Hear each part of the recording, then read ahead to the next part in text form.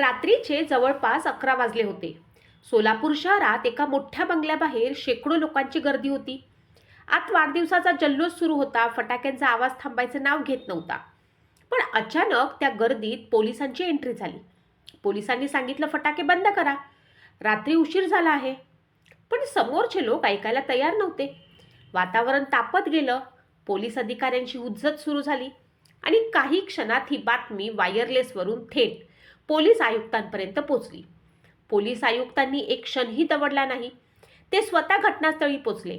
समोर होते कर्नाटक विधानसभेचे आमदार रविकांत पाटील आणि समोर उभा होता एक धडाडीचा IPS अधिकारी अशोक कामटे.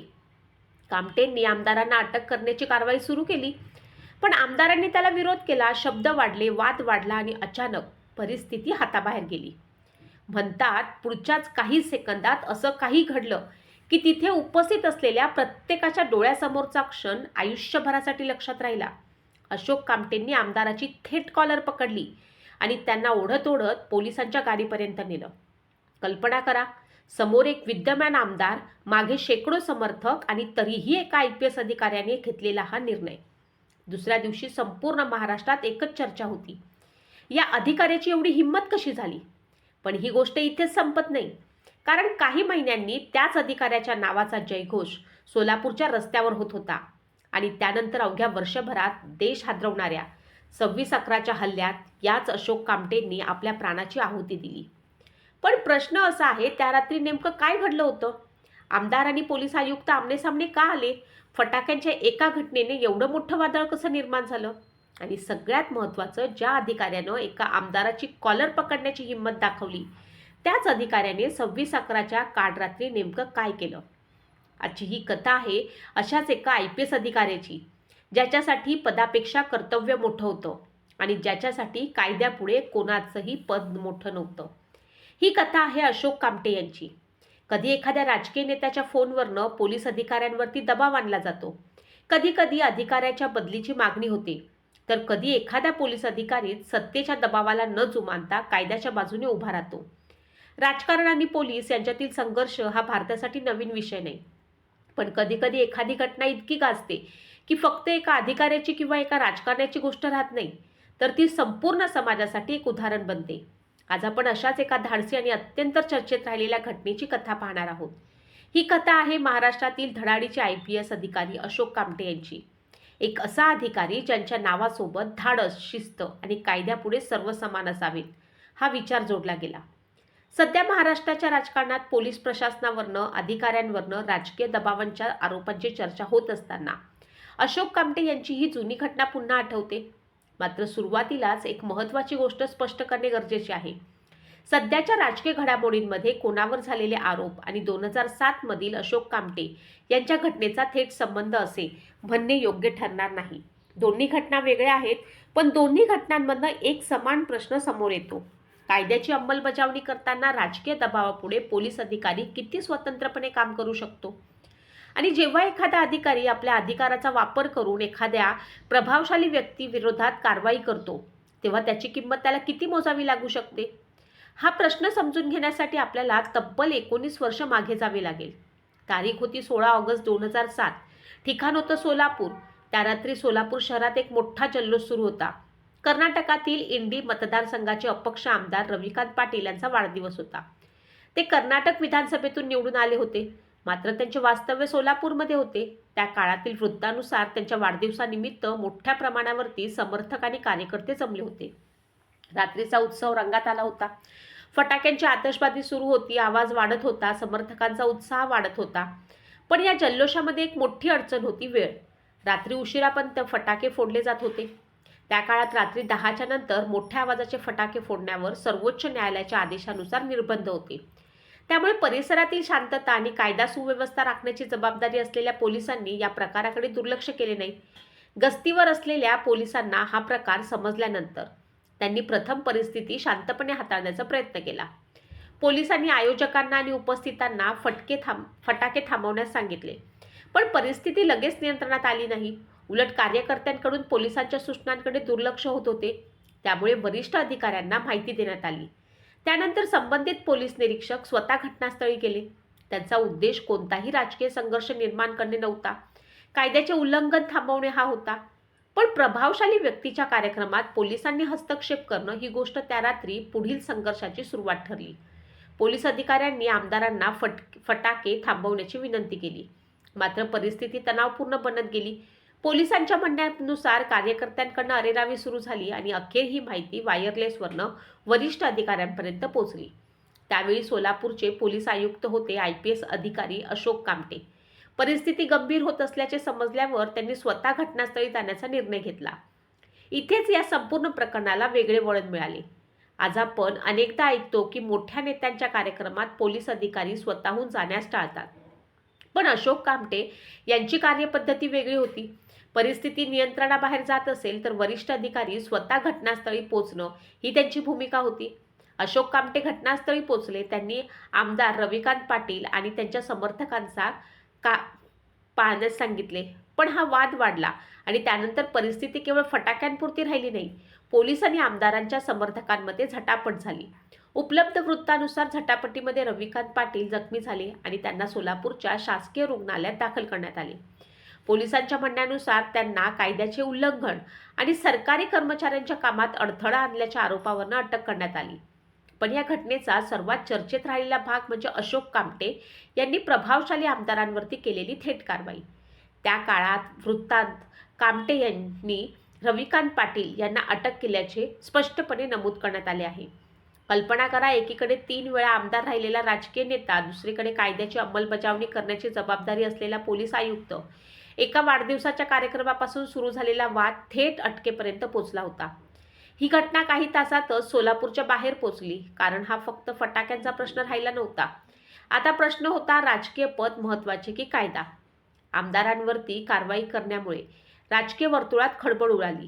रविकांत पाटील यांच्या कुटुंबियांनी पोलिसांवरती गंभीर आरोप केले.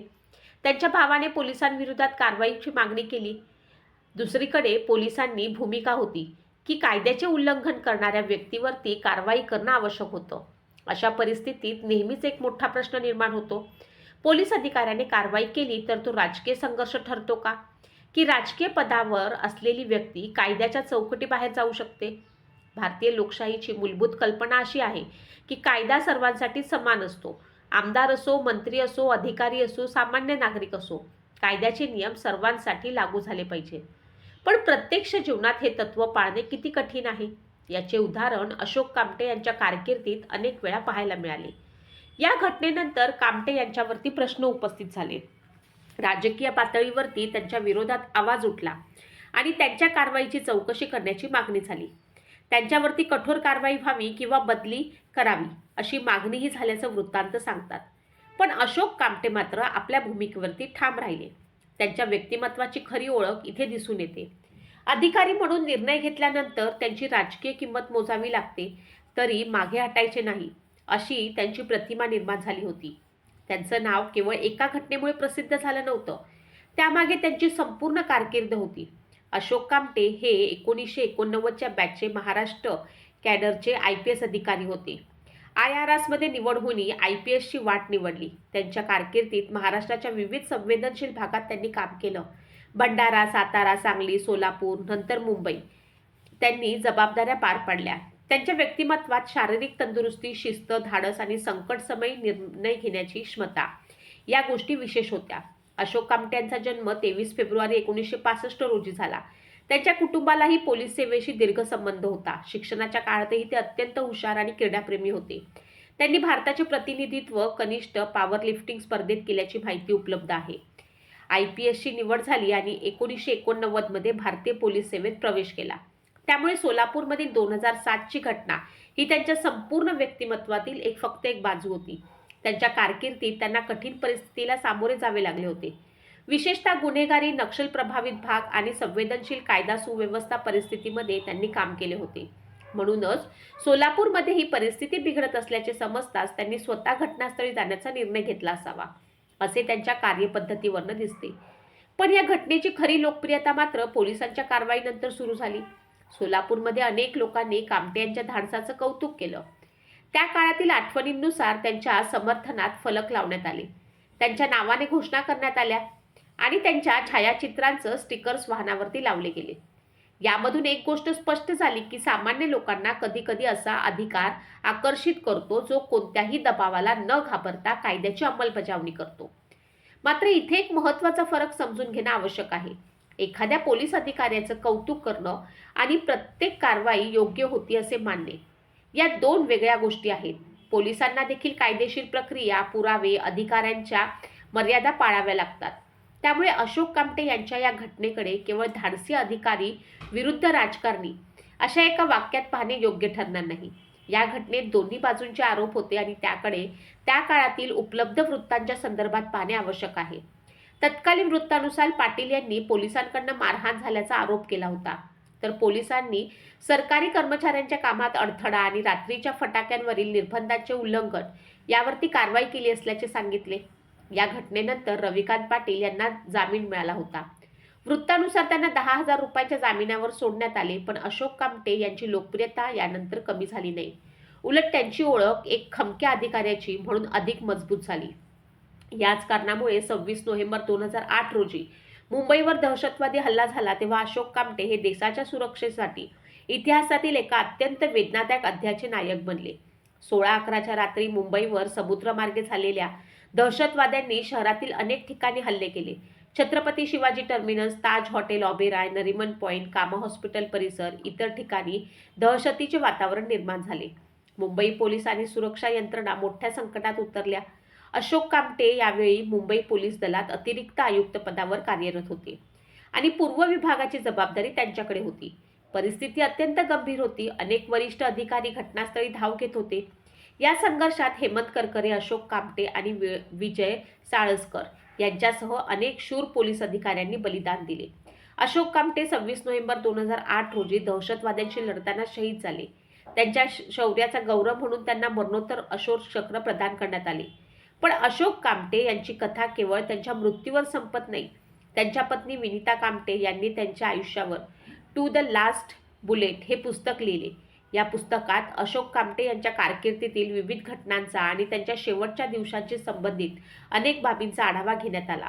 हे पुस्तक 2009 मध्ये प्रकाशित झाले आणि त्यातून कामटे यांच्या वैयक्तिक तसेच व्यावसायिक आयुष्याबद्दल अधिक माहिती समोर आली. या पुस्तकामुळे सोलापूरमधील 2007च्या घटनेलाही पुढे पुन्हा मोठ्या प्रमाणावर चर्चा मिळाली. कारण लोकांना प्रश्न पडला, 2011 मध्ये देशासाठी प्राण देणारा हा अधिकारी सोलापूरमध्ये एका आमदाराला अटक करण्याइतका कठोर निर्णय का घेत होता? त्याचे उत्तर त्यांच्या कार्यपद्धतीत दडलेले होते. अशोक कामटे यांच्यासाठी पोलीस अधिकारी होणं म्हणजे केवळ गणवेश घालणं नव्हतं. तो अधिकारी नव्हता तर जबाबदारी होती. आणि कायदा अंमलात आणताना समोरची व्यक्ती कोण आहे यापेक्षा कायदा काय सांगतो हे महत्त्वाचे असावे, अशी त्यांची प्रतिमा होती. म्हणूनच त्यांच्या कारकिर्दीतील ही घटना आजही लोकांच्या लक्षात राहिली आहे. आता पुन्हा वर्तमानाकडे वळूया. महाराष्ट्राच्या राजकारणात एखाद्या पोलीस अधिकाऱ्यावरती राजकीय दबाव आल्याचा आरोप झाला की अशा जुन्या घटना पुन्हा चर्चेत येतात. सध्याच्या काळात सोलापूरच्या माढा परिसरातील कथित मुरुम उत्खननाच्या कारवाईवरनं एका महिला IPS अधिकाऱ्याला रोखण्यात आल्याचा आणि राजकीय हस्तक्षेप झाल्याचा आरोप चर्चेत आला.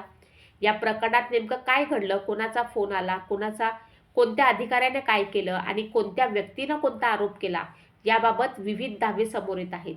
त्यामुळे या वर्तमान प्रकरणातील कोणताही दावा अंतिम सत्य म्हणून सांगण्यापूर्वी अधिकृत तपास, अधिकृत निवेदन, विश्वसनीय वृत्तांकन पाहणे आवश्यक आहे. पण या चर्चेमुळे अशोक कामटे यांची आठवण येण्याचं कारण वेगळं आहे. जवळपास 2 दशकाआधी सोलापूरमध्ये एका IPS अधिकाऱ्यानं कायद्याच्या अंमलबजावणीचा प्रश्न राजकीय पदापुढे झुकू दिला नाही, अशी त्यांची प्रतिमा निर्माण झाली होती. म्हणून आजही लोक विचारतात, पोलीस अधिकारी राजकीय दबावापासून पूर्णपणे स्वतंत्र असू शकतो का? हा प्रश्न केवळ एका पक्षाचा नाही, हा प्रश्न कोणत्याही सरकारचा नाही, हा प्रश्न संपूर्ण व्यवस्थेचा आहे. कारण सरकारे बदलतात, पक्ष बदलतात, मंत्री बदलतात, आमदार बदलतात, पण कायदा आणि प्रशासनाची संस्थानात्मक विश्वासार्हता टिकली पाहिजे. पोलीस अधिकारी जर कायदा लागू करताना प्रत्येक वेळी कोणता नेता नाराज होईल याचा विचार करू लागला तर सर्वसामान्य नागरिकांचा कायद्यावरील विश्वास कमी होऊ शकतो.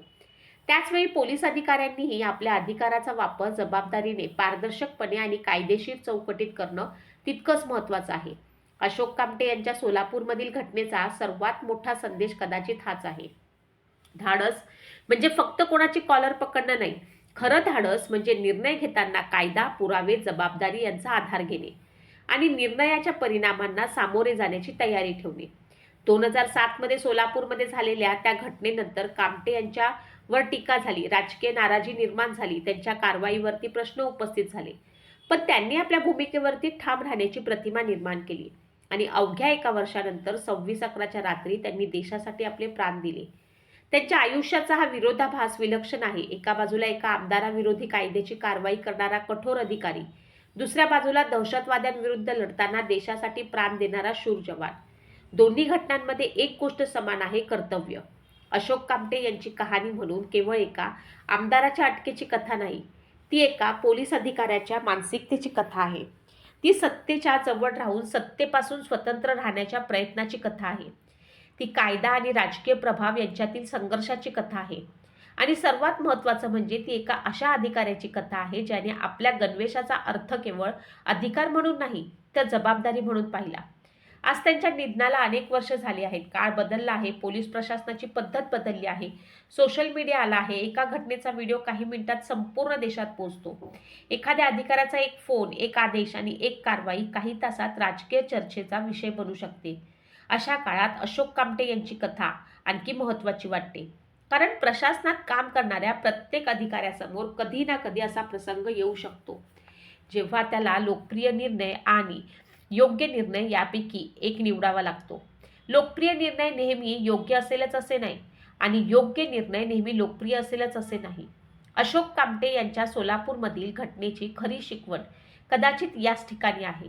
लोकशाहीत राजकारणी जनतेचे प्रतिनिधी असतात आणि पोलीस अधिकारीही कायद्याची अंमलबजावणी करणारे अधिकारी असतात. दोघांची भूमिका वेगळी आहे, पण दोघांचं अंतिम उद्दिष्ट जनतेची सेवा हेच असले पाहिजे. राजकीय नेतृत्वाचे प्रशासनाला दिशा द्यावी, पण कायद्याच्या अंमलबजावणीमध्ये संस्थात्मक स्वायत्तेचा आदर केला पाहिजे. आणि पोलीस अधिकाऱ्यांनीही कोणत्याही राजकीय दबावाला बळी न पडता कायद्याच्या चौकटीत राहून निर्णय घेतला पाहिजे. सोलापूरच्या त्या रात्री फटाक्यांच्या आवाजाने सुरुवात झाली होती, पण त्यातून निर्माण झालेला प्रश्न आजही शांत झालेला नाही. कायद्यापुढे खरोखर सर्व समान आहेत का? 2007 मध्ये एका आमदाराला अटक झाल्यामुळे महाराष्ट्राच्या राजकीय आणि पोलीस वर्तुळात खळबळ उडाली होती. पुढे त्या अधिकाऱ्यानं 26/11 मध्ये देशासाठी बलिदान दिलं. म्हणून अशोक कामटे यांचं नाव आज केवळ एका घटनेपुरते मर्यादित राहिलेलं नाही. त्यांचे नाव म्हणजे कर्तव्य, धाडस आणि बलिदानाची आठवण बनले आहे. 26 नोव्हेंबर 2008 रोजी मुंबईच्या रस्त्यावर दहशतवादाविरुद्ध लढताना त्यांनी आपल्या आयुष्याचा शेवटचा श्वास घेतला. त्यांना मरणोत्तर अशोक चक्र देण्यात आलं. आज त्यांच्या स्मृतीकडे पाहताना सोलापूरमधील ती रात्रही आठवते आणि 26/11ची काळ रात्रही आठवते. एका अधिकाऱ्यानं एका रात्री कायदा मोडणाऱ्या प्रभावशाली व्यक्तीविरोधात कारवाई केली होती आणि दुसऱ्या रात्री त्याच अधिकाऱ्यानं देशाच्या सुरक्षेसाठी दहशतवाद्याशी सामना केला.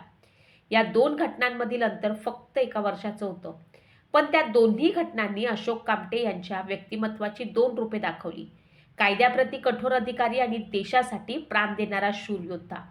म्हणूनच आज जेव्हा पोलीस आणि राजकारण यांच्यातील संघर्षाची चर्चा होते, तेव्हा अशोक कामटे यांची आठवण येते. कारण त्यांची कथा आपल्याला एक साधा पण अत्यंत महत्त्वाचा प्रश्न विचारते. गणवेशावरती पदाचं वजन असतं की कायद्याचं? आणि जर एखादा अधिकारी कायद्याच्या बाजूने उभा राहिला तर समाज त्याच्या मागे उभा राहणार का? अशोक कामटे यांच्या बाबतीत सोलापूरच्या जनतेनं त्यांना दिलेला प्रतिसाद या प्रश्नाचे एक उत्तर देतो. पण अंतिम उत्तर आपल्याला प्रत्येक पिढीला स्वतःच्या कृतीतून द्यावे लागेल. कारण लोकशाही फक्त निवडणुकांमधून मजबूत होत नाही. ती मजबूत होते तेव्हा जेव्हा राजकीय सत्ता कायद्याचा आदर करते, प्रशासन निपक्षपणे काम करते आणि सामान्य नागरिकांना विश्वास असतो की त्यांच्या हक्कासाठी व्यवस्था उभी राहील. अशोक कामटे आज आपल्यात नाहीत, पण त्यांची कथा जिवंत आहे. सोलापूरमधील त्या रात्रीपासून ते मुंबईच्या 16/11 पर्यंतचा त्यांचा प्रवास आपल्याला सांगतो की खरा अधिकारी तोच जो संकटाच्या वेळी मागे हटत नाही आणि खरा गणवेश तोच ज्याच्या मागे व्यक्तीची सत्ता नसते तर कायद्याची ताकद उभी असते. अशोक कामटे यांना मनापासून सलाम. हा किस्सा तुम्हाला कसा वाटला हे कमेंटमध्ये नक्की सांगा. अशाच इतिहासातील सत्य घटनांवर आधारित धाडसी व्यक्तिमत्वाच्या